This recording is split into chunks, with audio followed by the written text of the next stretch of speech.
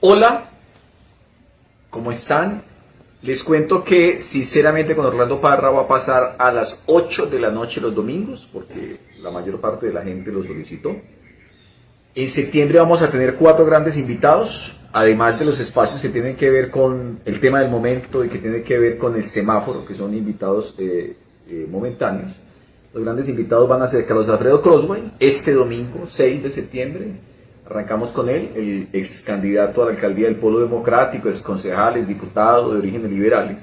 Luego viene Mauricio Valencia Hernández, el director de CEO, la cabeza de Confamiliar Risaralda. Con él vamos a tener una charla muy interesante sobre lo que ha sucedido en este instante con el COVID. Luego viene Roberto Galvez Montealegre, el ex parlamentario, ex gobernador liberal, hoy en día dirigente de Buscar. Y finalmente vamos a cerrar septiembre con Nancy Henao, la concejal nueva del Partido Verde. Esos son nuestros 4 invitados. Los esperamos a las 8 de la noche los domingos en Pereira en Vivo y en las redes de Orlando Parra G, Orlando Parra Opinión en Facebook. Muchas gracias y nos vemos. Bueno, buenas noches a todos, ¿cómo están? Buenas noches a Roberto Galvez Montealegre, una de las personas que más valoro, quiero en esta ciudad y que nos acompaña sinceramente. Bueno, Roberto, este programa empieza de una forma muy sencilla y es preguntándonos quién es Roberto Galvez. Entonces, por favor, preséntate. Pues Roberto Galvez es el hombre más feliz del mundo, el ser más afortunado. Como lo digo yo en algunas ocasiones, un ser bendecido y privilegiado por Dios. He logrado lo que me he propuesto, le he dado sentido a mi vida y ese sentido lo he logrado obtener. Por lo tanto, pues yo soy un ser que no puedo sino dar gracias por todos los beneficios que he recibido. Soy un hombre feliz. Bueno, excelente. Vamos a comenzar estas charlas mostrándoles cómo va el tema del COVID en el planeta y en el mundo. Así que, ingeniero Víctor, por favor, pónganos en pantalla esto para que vayamos hablando con Roberto de cómo está el tema del COVID. A ver, nos preocupa en Pereira en Vivo y en Orlando Parra de Opinión la sensación que hay en la ciudadanía de que la pandemia ya pasó, Roberto. Y resulta que cuando uno se mete a esta gráfica que estamos mostrando, Víctor, que es lo de Johns Hopkins, la universidad que hace seguimiento planetario, estamos en el 6º lugar en este momento en contagios en el planeta. O sea, estamos en el top mundial, los colombianos. ¿Qué piensa Roberto de esta situación, del COVID? No, Orlando, es que después de la Segunda Guerra Mundial, esta es la peor crisis por la que está pasando o ha pasado la humanidad. Yo diría que este es un llamado de la naturaleza para hacer un alto en el camino y salir a ser mejores personas. Y este, como lo han denominado algunos, es un enemigo invisible, que es de verdad, que es cierto, que es objetivo y que es tangible, que hiere y que mata. Es un asesino que no vemos, pero al que muchos no le temen o no le tenemos. Hay desafortunadamente, hay como un desafío de algunas personas que consideran que simplemente esto es como algo que la sociedad o los gobiernos se han inventado para asustar. Y esto es una realidad. Ahí están las cifras. Los muertos en el mundo y los muertos en Colombia. Los muertos en Pereira para no ir muy lejos. Los contaminados y los asesinados. Me perdonan la expresión tan dura porque ese es un enemigo invisible que mata y que asesina. Y yo pienso que debe de haber personas que están escuchando este programa que como mínimo un amigo los ha infectado. Yo personalmente tengo colaboradores o compañeros de trabajo que han sido víctimas del COVID-19. Bueno, muy bien, esa es la alerta. Eso es una alerta que compartimos y que vamos a ir compartiendo con nuestros invitados porque la verdad es que nos preocupa muchísimo la tranquilidad con que las personas han venido abordando lo del COVID. Bueno, Roberto, esto es rápido, ya vamos en minuto 5. Ahora vamos a pasar a qué se dice de Roberto Galvez Montealegre en Internet. Entonces, bien pueda, ingeniero Víctor, nos va poniendo a ver qué aparece de Roberto en Internet.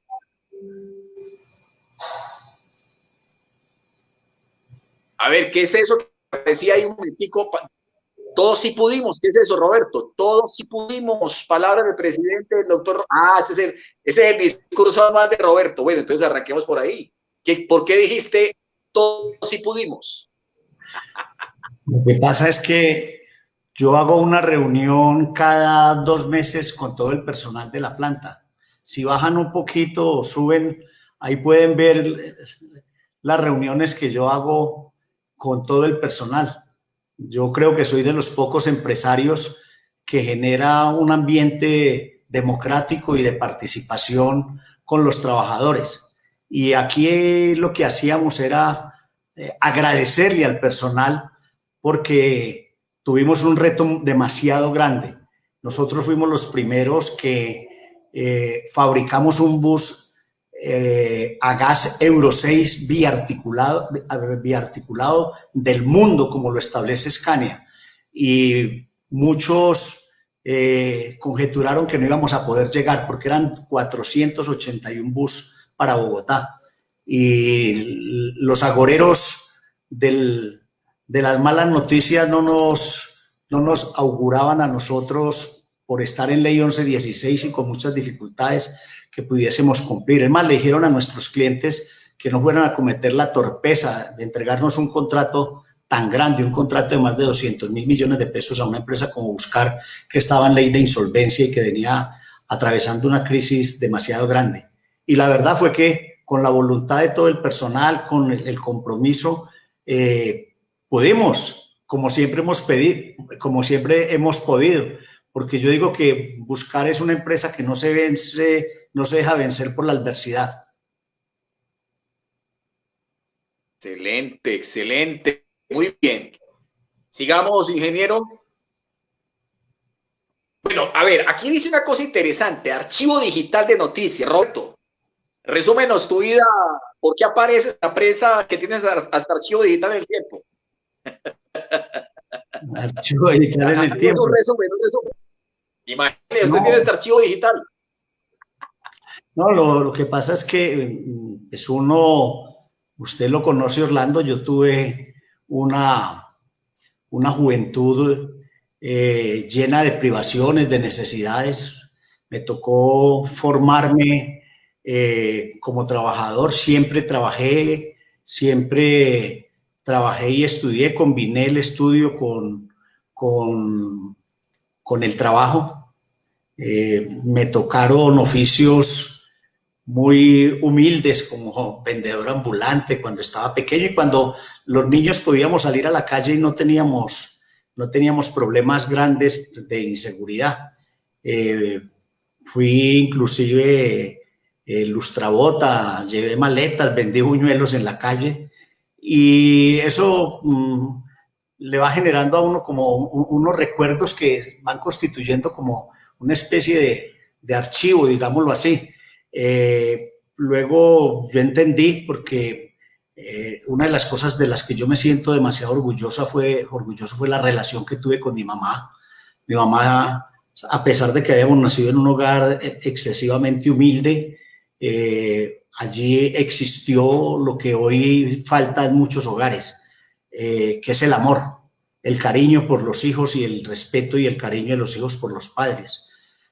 Por eso yo recojo en algunas ocasiones una frase que escuché por ahí en alguna ocasión que decía que las madres son el Dios de la tierra, y es que solamente las mujeres tienen esa capacidad infinita de poder transformar la vida de un ser humano, de sus hijos fundamentalmente, para hacerlos mejores personas. Entonces, en este proceso yo, Orlando, trabajando como obrero, fui dirigente sindical, fui presidente de una organización sindical muy importante a nivel nacional. Y La Rosa. Comestible La Rosa, ya fui mecánico de mantenimiento, manejaba torno, limadora, fresadora, soldaduras. Y allá fui en ese estar luchando permanentemente por el bienestar de los colaboradores, de los trabajadores de la empresa, en unas excelentes relaciones, porque cuando eso, pues el sindicalismo entendía que la gallinita de oro, de los huevitos de oro no se podían matar, y había una muy buena relación, afortunadamente, del sindicato con la empresa, a pesar de nuestra beligerancia, porque siempre fuimos muy beligerantes, pero le decíamos a los empresarios, cuando ustedes tengan la razón, nosotros hincamos la cabeza y se la concedemos, pero cuando nosotros la tengamos, concédanos la razón, o si no vamos a ser demasiado radicales. Y la verdad es que fueron unas relaciones muy buenas, al punto que cuando yo terminé mis estudios universitarios de noche en la Universidad Libre, me ofrecieron que me quedara en un cargo directivo dentro de la compañía. Y yo dije, yo no puedo pasar del escritorio de donde defiendo los intereses de los trabajadores al escritorio donde va a defender los intereses del patrono. Eso les va a generar a ustedes un problema muy grande y a mí una contradicción afectiva y política, si se quiere, también muy grande. Me van a tratar de esquirol, vendiobrero, vendepatria, y preferí más bien retirarme de la compañía en búsqueda de mejores horizontes. Ahí al frente, pero, pero también tienes que decir, Roberto, todo lo es que inclusive ahora alguien me dijo cuando estábamos en las preguntas que qué le quería preguntar y me dijo que quería preguntarte algo de cuando era representante de la Cámara. Yo le dije, no, eso es historia patria, eso es muy difícil. No, eso no es que estas canas de pronto pueden dar como una seña de que mis experiencias se pierden en el tiempo. Pero no, tampoco, Orlando. La verdad es que 30 años no es mucho. En la existencia del ser humano, 30 años no es tampoco tanto. Y yo, como te decía, inicialmente yo tuve siempre propósito de vida, yo soy muy disciplinado, he sido muy disciplinado y me he esforzado demasiado. Y en medio de ese esfuerzo y esa disciplina, yo aprendí que la educación era un ascensor social para uno poder en un momento determinado llegar a conseguir bienestar. Yo lo digo hoy en día que lastimosamente en esta sociedad el joven que no termine un bachillerato está condenado a morir en la pobreza si es un ser honesto. Por eso hay que estudiar. Y hoy en día no basta solamente con un título universitario, hoy hay que ir mucho más allá inclusive.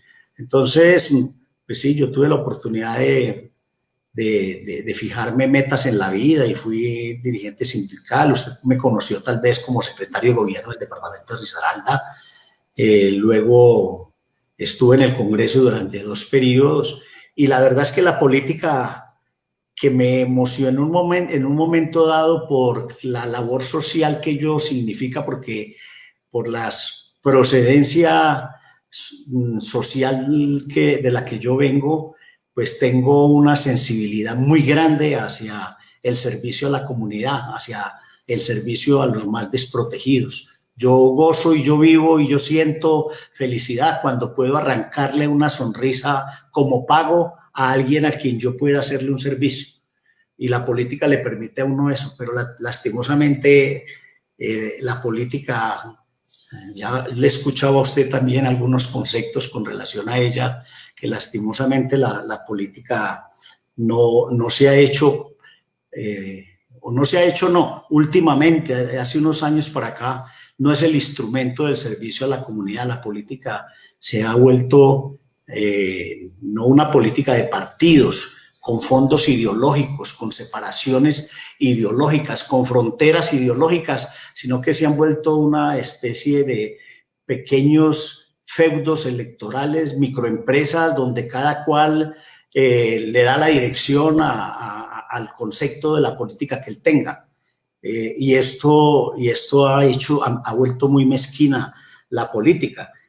Hoy en día se cree poco en los políticos. Por eso Maquiavelo decía que para ser político había que ser mentiroso. Y hay gente a la que los políticos les mienten y la gente cree que les están diciendo la verdad. Y la verdad, de verdad, yo pienso que eso no comulga con algunos de nosotros. Hay políticos muy buenos. La política por sí no es sucia. La política la hacen sucia algunos seres humanos.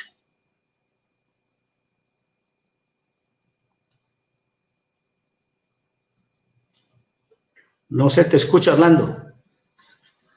No. Que esto se empezó a calentar y no hemos llegado a la parte de la pimienta, Víctor, así que este programa va a estar caliente.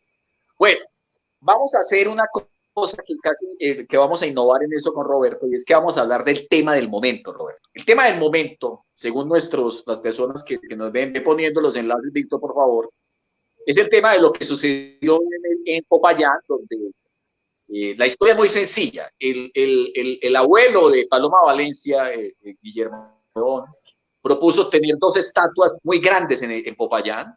Una estatua iba a quedar, en honor a los indígenas, e iba a quedar en un sitio en el cual, un sitio sagrado para los indígenas, y otra estatua iba a quedar en otro sitio, y era la de este señor Belalcázar, muy distante en otro sitio, pero por las cosas del destino y curiosidades de la vida, la estatua del conquistador, del aniquilador de indígenas, terminó colocada en el sitio en el cual supuestamente se iba a colocar la estatua del dirigente indígena, y la estatua del dirigente indígena nunca apareció. Pero curiosamente ahora entonces lo que sucedió esta semana fue que llegaron los indios, no recuerdo cuál de todas las comunidades indígenas que hay en el Cauca, creo que no me atrevo a decir su nombre, e hicieron algo que se está poniendo de moda en el mundo, Roberto, y es tumbar las estatuas de los victimarios. Entonces han tumbado estatuas de esclavistas, y ahora tumbaron la estatua de este señor Belalcázar. Y en Pereira se ha armado un gran debate porque aquí tenemos una avenida que se llama Belalcázar. Entonces, Roberto, a ver, ¿cómo ves el tema del momento? Pues no, yo lo que analizo, Orlando, es que todo ser humano y especialmente toda comunidad tiene su propia dignidad. Y uno no le puede hacer un monumento a quien le incendia la casa y se la incendia por saquearlo o por extorsionarlo.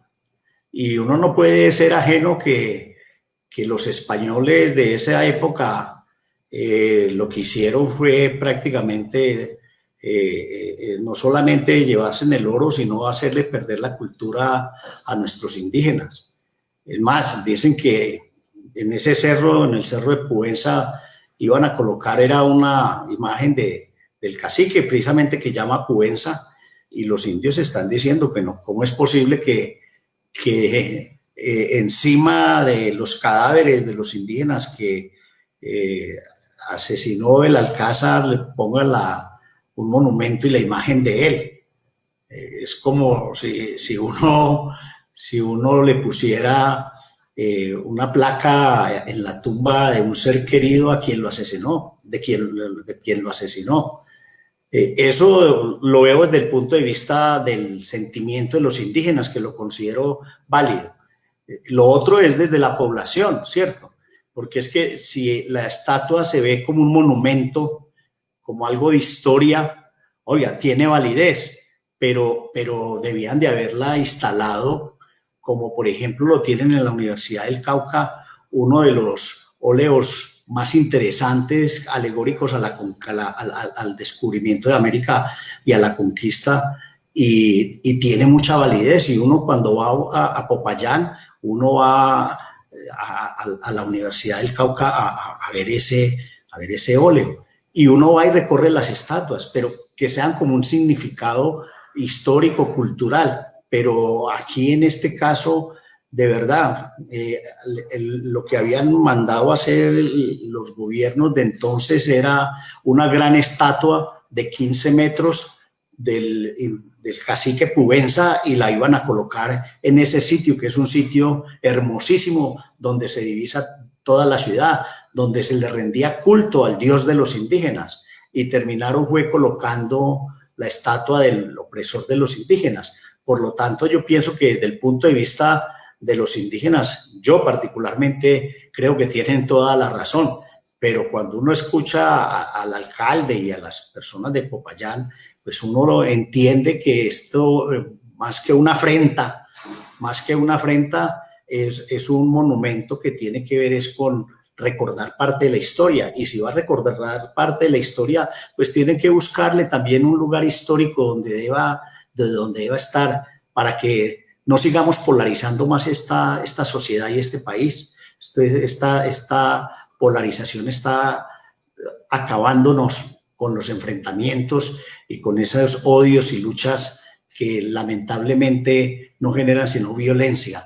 La violencia, como lo sabemos usted y yo, Orlando, ha sido la partera de la historia, pero lo decía un amigo común nuestro en estos días en un escrito, que con lo que está pasando en el país, la partera va a ser la sepulturera de la historia. Muy bien, ahí está pues, el análisis de Roberto, quien considera que lo que supuestamente iba a pasar debía haber habido estatus. Bueno, vamos a pasar al segundo, y es el semáforo. Resulta, Roberto, usted que fue presidente de la ANDI, que la ANDI acaba de publicar un estudio, creo que hace una semana o 15 días, en el cual dice que la jornada laboral durante esta pandemia se extendió. No sé si de pronto alcanzó a encontrar enlaces, Víctor, y si no, ¿usted qué piensa, Roberto, de eso? Del dato. Ya lo va a publicar Víctor. Este es el estudio de la ANDI, donde la ANDI revela ese dato, dice que de una manera u otra, por el tema del trabajo en casa, parece ser que se trabaja más de las 8 horas. ¿Qué piensas de eso, Roberto? Se lo digo yo. Yo estoy trabajando más de 8 horas con más intensidad que la que trabajábamos normalmente en la empresa, con un agravante, Orlando, y es que uno en la empresa, uno le puede ver los gestos, los movimientos a las personas, puede ver sus emociones, puede sentirlas, verlas, tocarlas, y uno aquí en un computador no puede hacer nada. Y cansa demasiado. Yo particularmente me canso. A una hora y media, 2 horas ya está uno con ganas de salir corriendo y hacer un alto en el camino, y evidentemente lo tenemos que hacer. Entonces yo pienso que lamentablemente les hemos extendido las jornadas laborales a los trabajadores, les hemos deteriorado en alguna medida su calidad de vida, y los hemos llevado a un estado de estrés y lamentablemente, de aislamiento social, que va a tener consecuencias muy graves, para el trabajador y para las mismas empresas. Entonces yo pensaría que de verdad hay que replantear y hay que legislar y hay que reglamentar este tipo de trabajo para que no terminemos abusando de los colaboradores.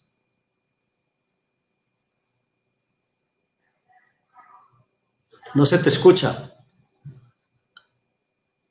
Es que trato siempre de no interrumpir. Esta sección se llama semáforo. Entonces el semáforo tiene como tres momentos. ¿Tú crees que esto tiene algo verde, algo positivo, o en general es una situación roja? No, yo pienso que tiene positivo también. Si esto lo reglamentamos bien reglamentado, pienso que esto puede ser positivo para la empresa, porque libera espacios, libera mucho espacio de trabajo, genera una disciplina y responsabilidad también en los trabajadores, crea algo que es muy importante en cualquier relación, que para mí es excesivamente valioso, y es la honestidad y la confianza. Donde se construyen relaciones de confianza, los problemas prácticamente no habitan. Y el trabajador que desde su casa hace las cosas con eficiencia, con honestidad, con transparencia, con resultados, hombre, eso acrecienta infinitamente esa relación de confianza. Desde ese punto de vista es importante, pero desde el punto de vista del trabajador, si no lo reglamentamos, vamos a generar problemas de carácter psicológico demasiado graves. Bueno, ahí está, ahí acaba de decir Roberto el semáforo. Hacemos el semáforo a esta situación. Lo importante también es anotar, que es como la parte amarilla que me corresponde a mí, es entender que esto es nuevo. Esto es nuevo para las empresas, esto es nuevo para los trabajadores, esto es nuevo para los empresarios. Absolutamente ninguna parte de la economía del mundo estaba preparada para lo que está sucediendo en este instante.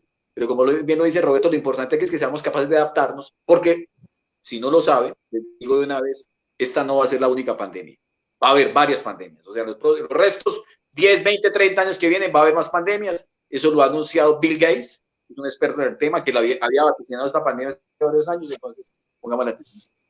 Bueno, Roberto, ahora sí llegamos a la sección que más le gusta a usted, que se llama La Pimienta, y entonces ahora sí entra de escena mi querido Víctor y nos va a ir leyendo las preguntas.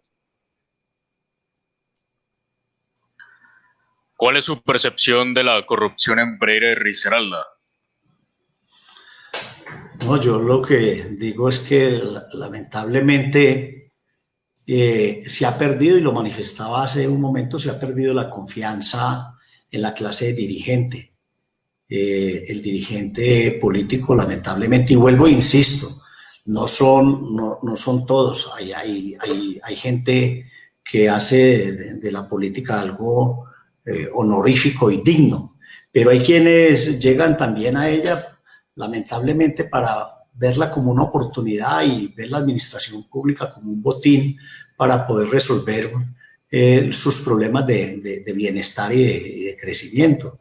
La corrupción mata la confianza en los dirigentes políticos y aleja al Estado del ciudadano. Esos niveles de abstencionismo tan grandes que tenemos en Colombia es producto de la falta de confianza y de la corrupción. Y lo que es grave es que uno ve que hay bloques de búsqueda para muchos delitos, pero uno no ve un bloque de búsqueda para los corruptos. Las leyes son demasiado permisibles.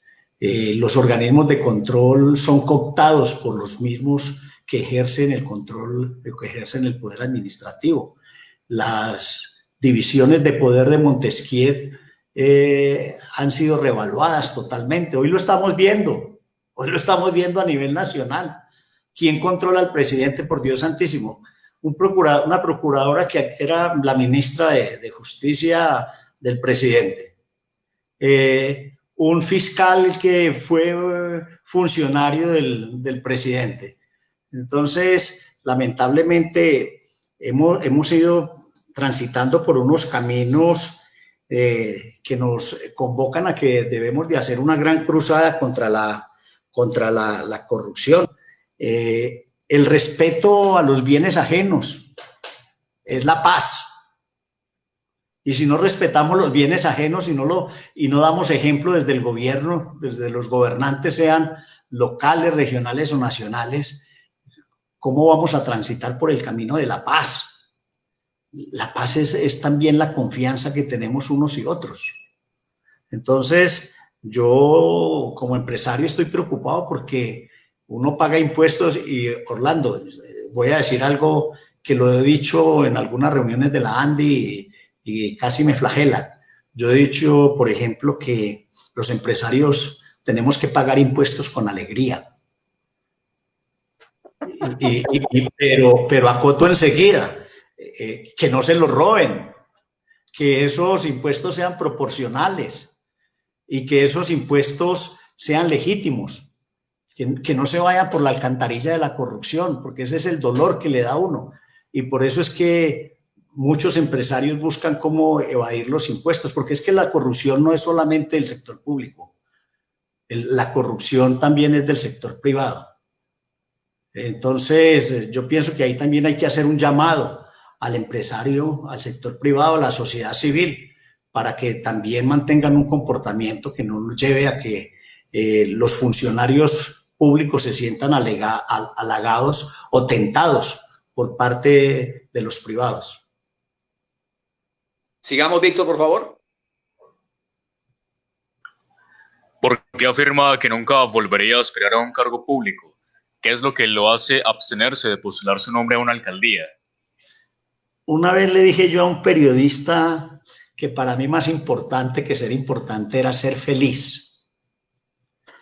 Y yo entendía que después de haber tomado la decisión, y Orlando lo sabe y esa risa lo delata, el eslogan de mi campaña, la gobernación era Risaralda empresa con futuro.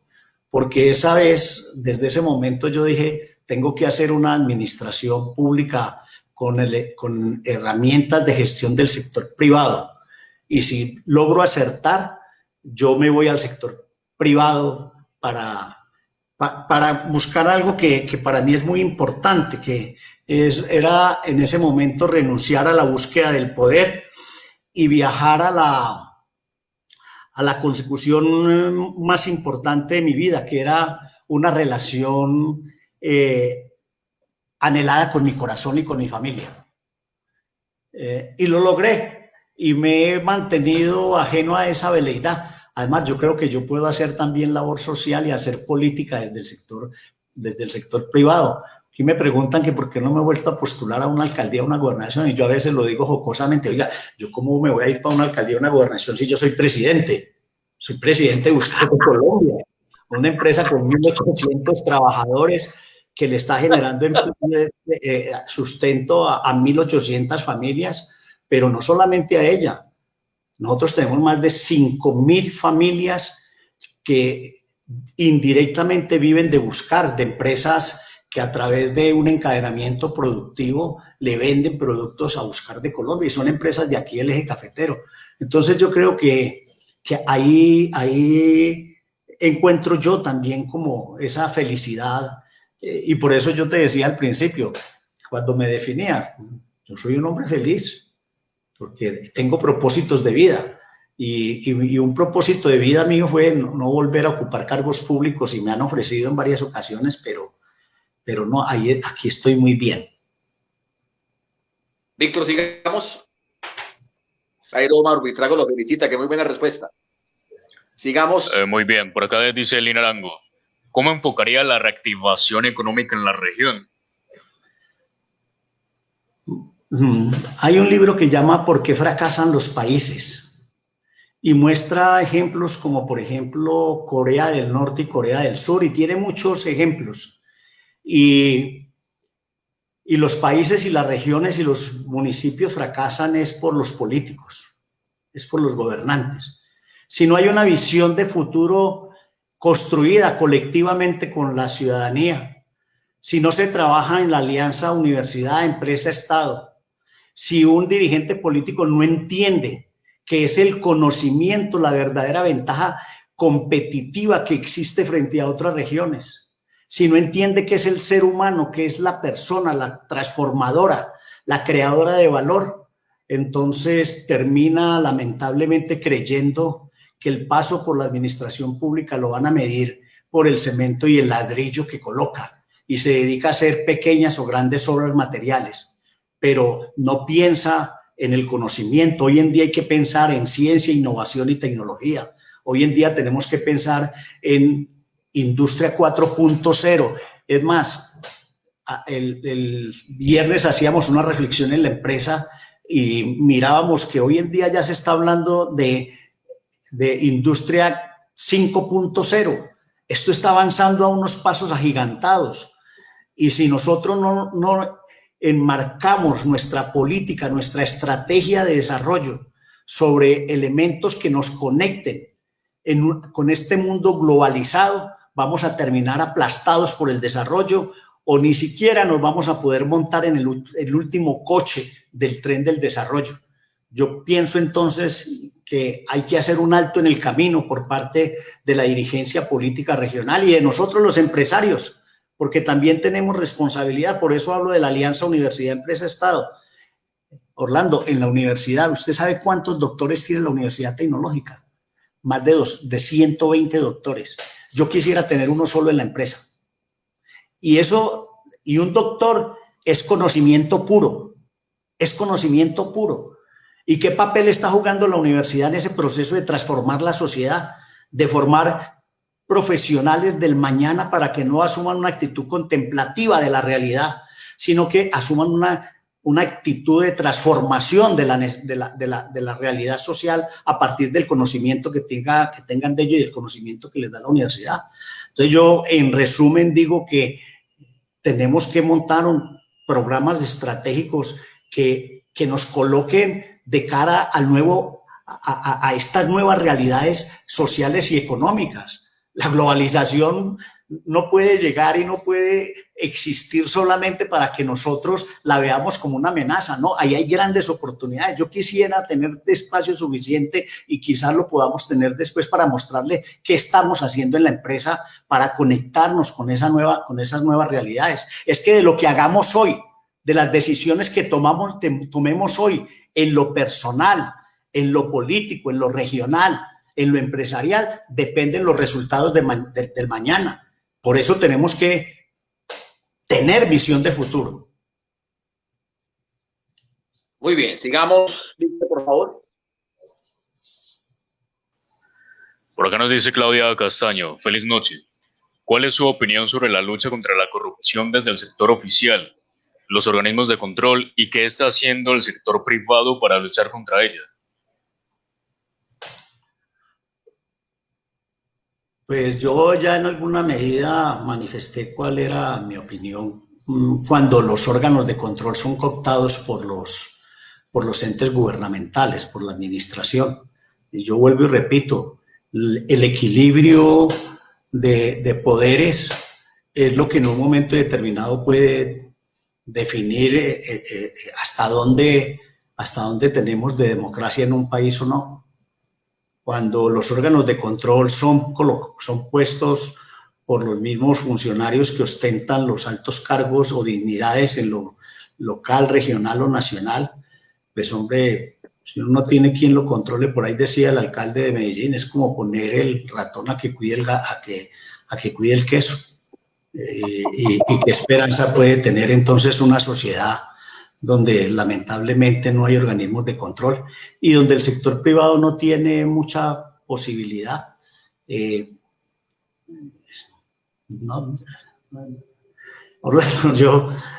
Yo quiero decirlo, yo tuve la valentía de hacer una denuncia ante la fiscalía de un hecho y con James Fonseca casi lloro,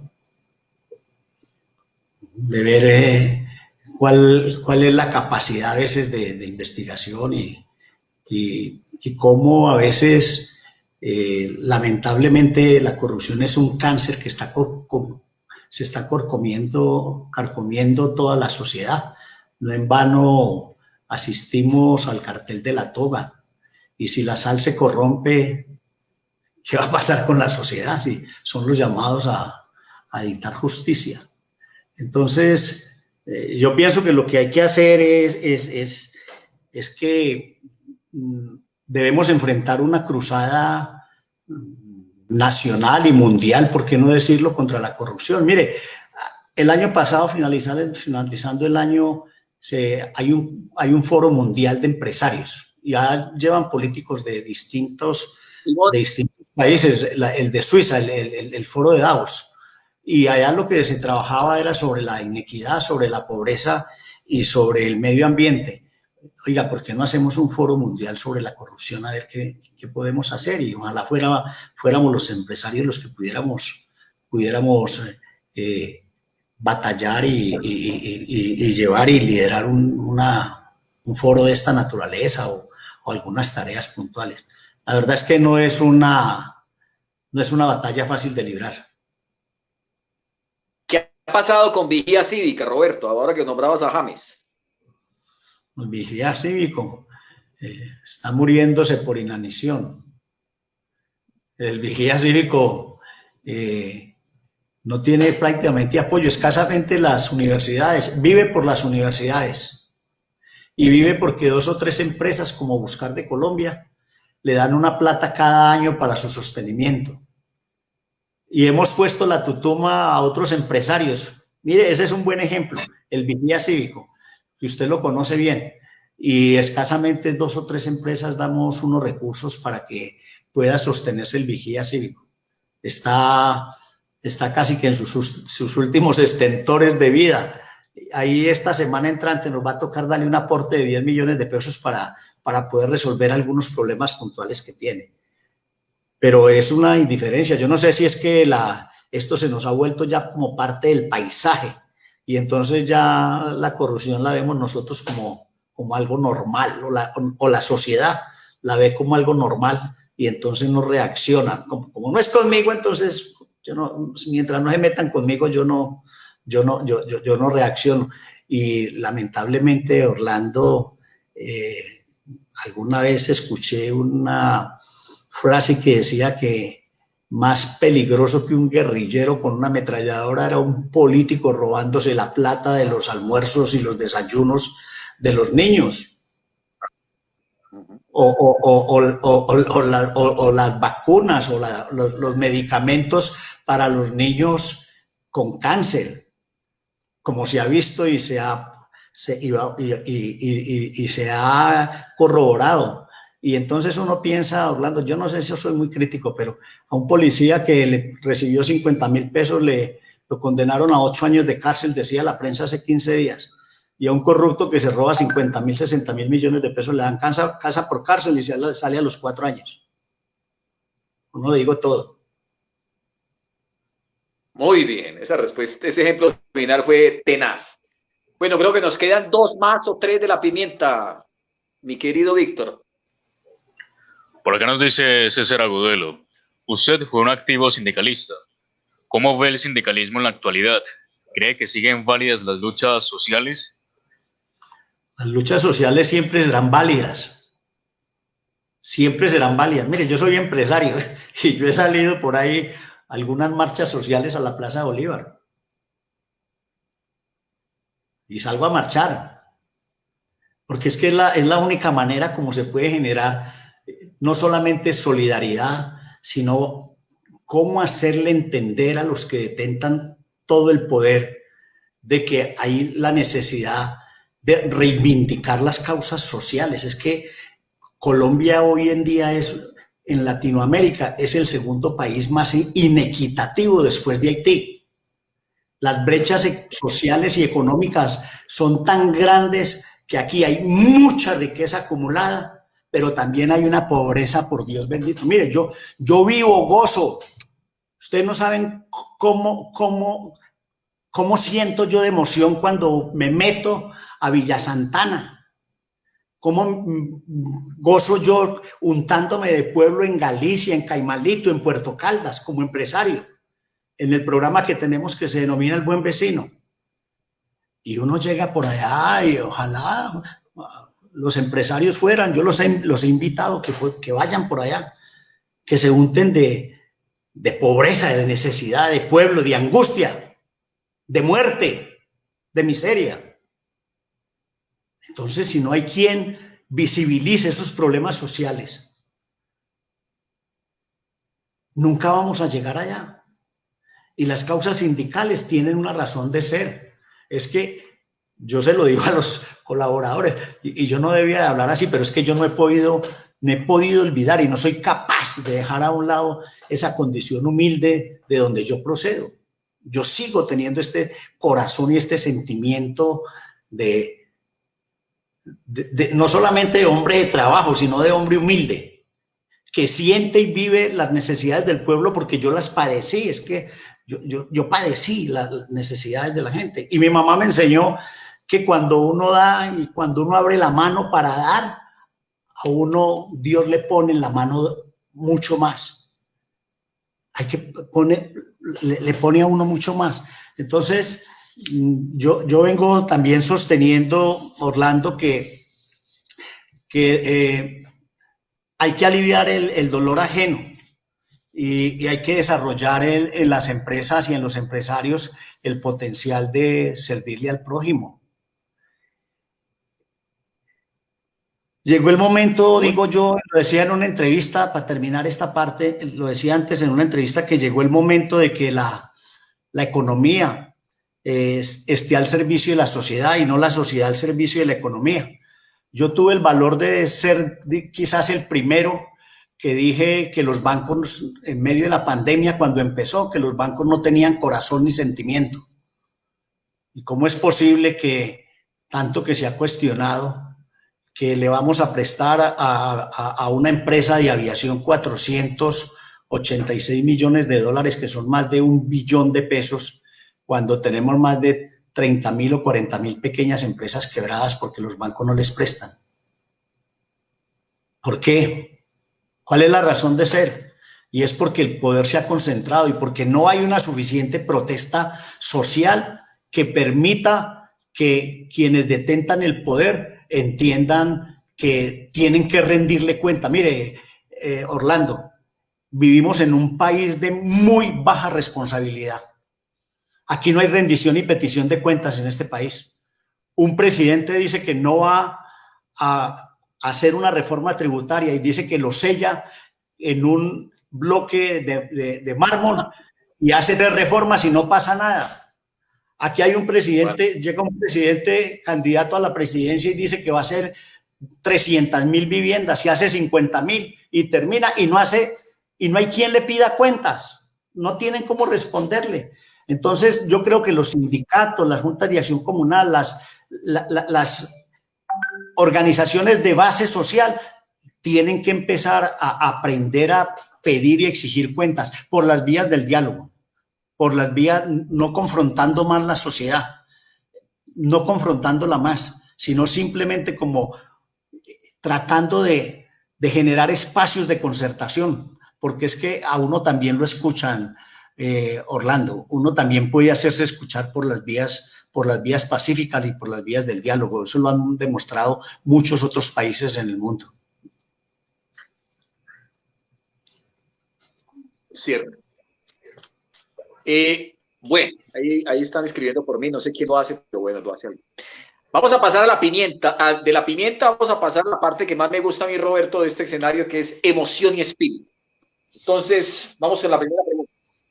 Aquí no te puedes echar el discurso, Roberto. Aquí tienes que ser muy concreto en la respuesta, ¿sí? Porque si no, no nos da tiempo. Primera pregunta. ¿Cómo le gustaría morir a Roberto Gálvez? Quisiera morir tranquilo, no padeciendo una grave enfermedad y tranquilo con mi conciencia y con la sociedad. Muy bien. ¿Y cuál es el cambio más radical de look, de ropa, de peinado que has hecho en tu vida? Es lo más raro que has hecho con tu cuerpo. Sí, sí. Ese es uno de los cambios más radicales. Estoy estrenando un nuevo look que se llama coronavirus, un nuevo peinado. Pero bueno, Donald Trump no puede hacer lo que se acaba de hacer Roberto, porque ese no tiene pelo. Muy bien. Sigamos. ¿Qué no lo deja dormir? No me deja dormir, Orlando, cuando siento tanta, y se lo digo de verdad, cuando siento tanta miseria y cuando me siento tan incapaz para ayudar a resolverla. No me deja dormir cuando veo niños muriéndose en las puertas de los hospitales o mendigando en las calles. Muy bien. ¿Cuál es el mayor miedo? ¿Qué te da miedo en la vida?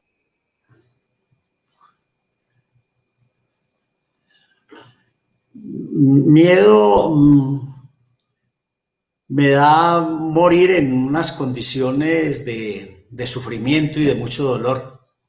Le tengo miedo a eso. No le tengo miedo a la muerte, pero sí le tengo miedo a una muerte que no sea una muerte digna, porque creo que no me la merezco. Yo quiero pasar por esta vida, como lo dije en un principio, siendo un hombre feliz, y no quiero una muerte de dolor. ¿Cuál fiesta nunca olvidado? La de mi grado de bachiller. Fue una fiesta muy bonita porque pues yo en medio de tanta pobreza me había propuesto terminar mi bachillerato y yo recuerdo que a mí me decían que yo en la fábrica, en el colegio me hacían sentir como vergüenza, y el bullying que me hacía, cuando eso no se llamaba bullying, me decían buñuelero porque vendía buñuelos en la calle todavía cuando estaba terminando el bachillerato. Y haber terminado el bachillerato para mí fue una hazaña, y entonces así que fue una cuestión muy sencilla en la casa, y en el colegio fue algo muy bonito, y eso a mí me fue también como una especie de disparador para continuar con ese propósito de seguir creciendo. muy bonito. ¿Cuál es la mejor película que te has visto en tu vida? Orlando, la verdad, yo no soy muy cineasta.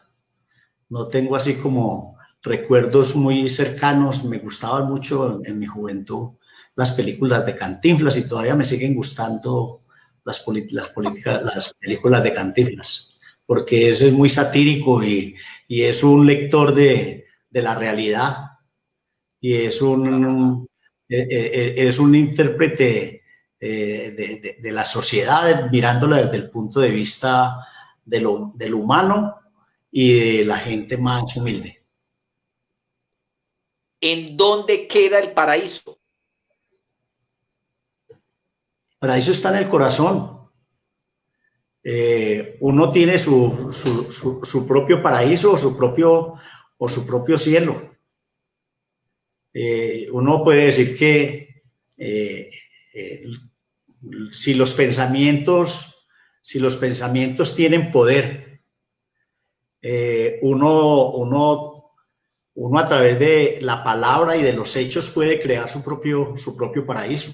Paraíso está aquí, paraíso el que vivimos nosotros aquí, porque ya lo decía, de los actos de hoy depende el paraíso del mañana o el infierno. ¿En qué ocasión miente?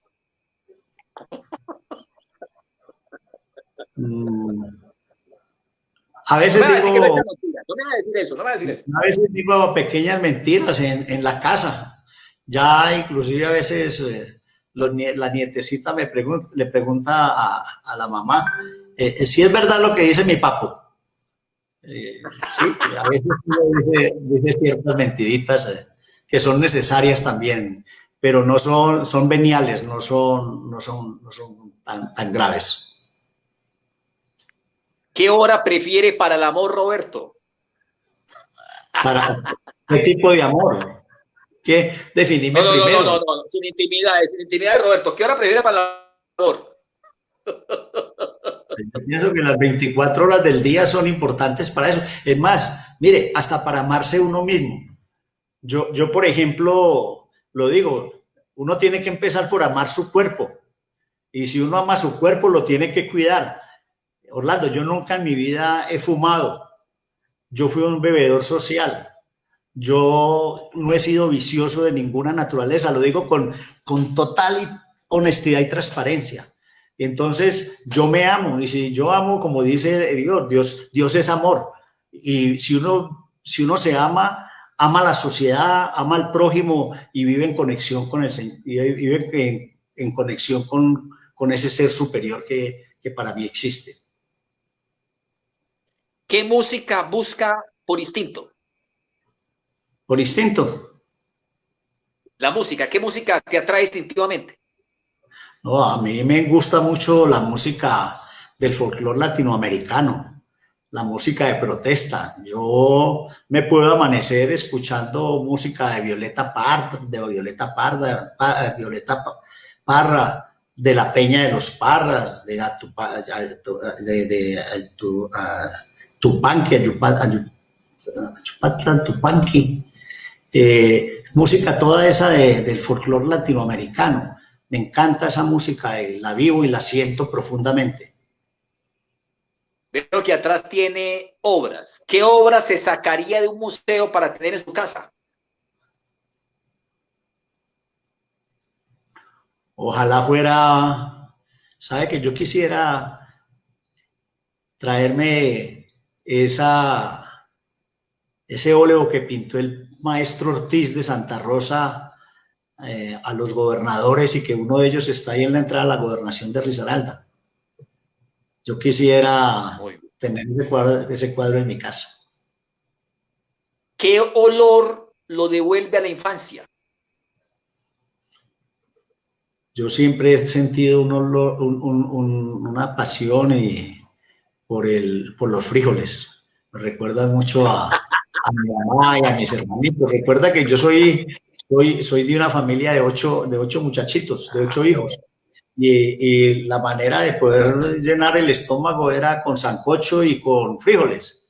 Entonces, desde esa época y lo seguimos practicando. Todos los viernes en mi casa son frijolitos, y vienen los hijos, ya casados y todo, vienen con sus esposas y sus esposas y nos reunimos todos los viernes familiarmente a comer los frijolitos. ¿Qué epitafio quisieras en tu tumba? Nací, viví y morí feliz. Uf, genial, muy bien. Bueno, ¿qué le gusta oír a Roberto Gálvez? ¿Qué le gusta escuchar?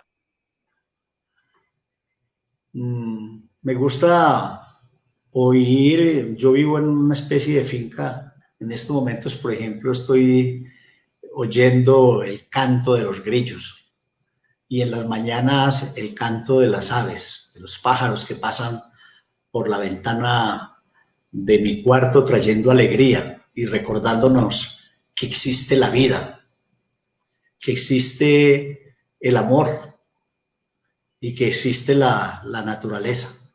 Me gusta mucho la naturaleza y los sonidos de la naturaleza. ¿Qué le gusta ver, observar?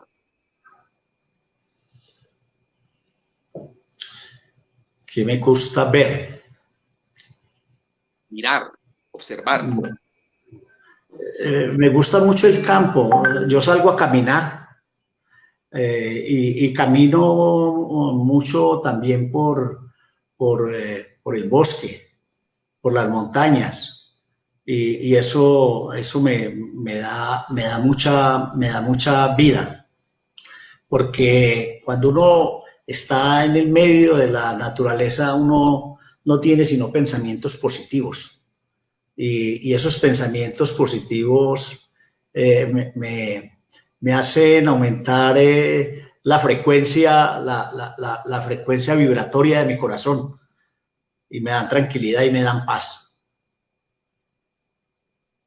¿Qué le gusta sentir? Indiscutiblemente la caricia de mis nietas, una sonrisa de ellas no tiene valor de ninguna naturaleza, y el poder abrazarlas y sentirlas me llenan de juventud y me dan vida. Por eso yo digo que el mejor regalo que le pueden dar a un adulto es un nieto. Yo disfruto infinitamente a mis nietos como disfruté en alguna época a mis hijos cuando estaban pequeños. ¿Qué es la emoción? La emoción son sentimientos que afloran y que son como reacciones frente a circunstancias externas, frente a una ofensa, frente a una sonrisa, frente a una caricia, frente a un hecho mismo de la naturaleza.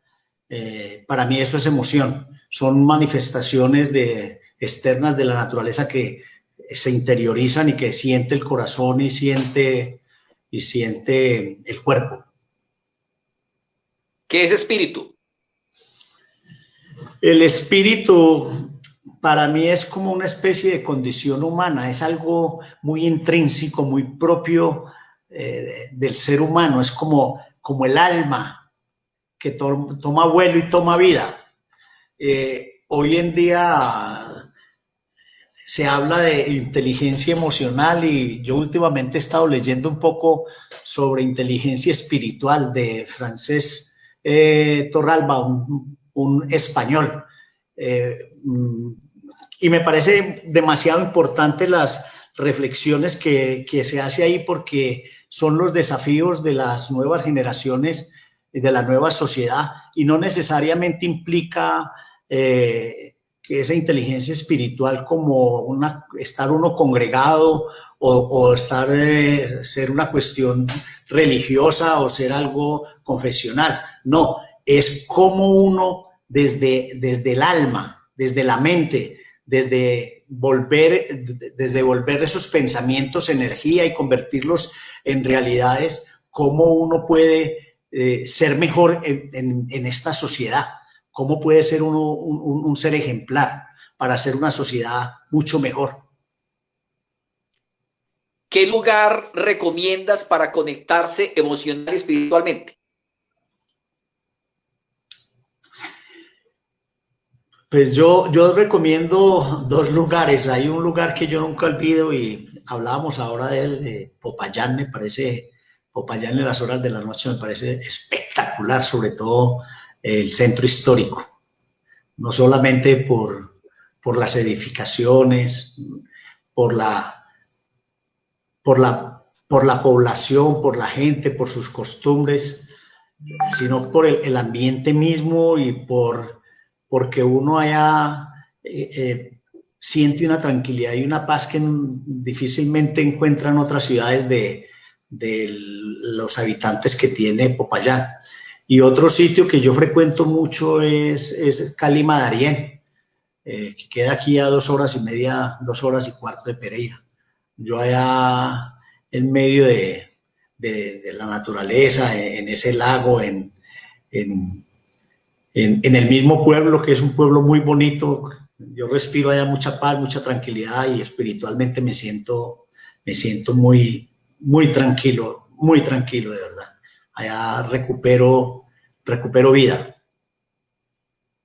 Bueno, la última pregunta. ¿Cuál es el futuro de Roberto Galvez? Mi futuro está en hacer que mis nietas entiendan que hacen parte de una sociedad y que tienen que generarle un legado a la misma sociedad.